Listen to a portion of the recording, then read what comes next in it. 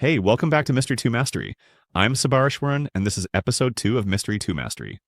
3 tools, 1 mission. Let's see what I've built this time. To truly master these 3 AI tools, I decided to work in 2 ways, creating 1 mini project for each to explore all its features, and a major project combining all 3 into a capstone level build. First up, Notion AI.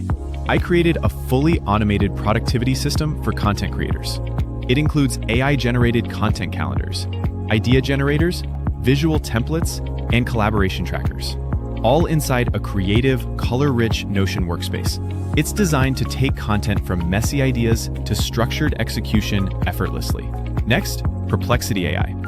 I ran a reverse thesis challenge using the topic, "Will large language models replace entry-level programmers in 5 years?" Perplexity helped me generate a deep, research-backed thesis with arguments, counterpoints, and citations, all structured like a professional research document. And then came Claude AI. I built something called the ASCII Toner, a system that turns each keystroke into a tone based on its ASCII value. This project helped me explore Claude's strengths in structuring content, understanding code, and generating dynamic outputs. The real transformation came with the major project.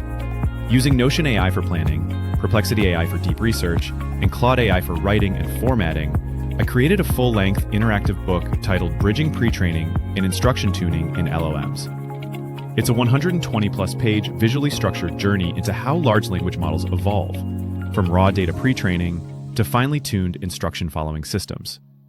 It's more than just a book.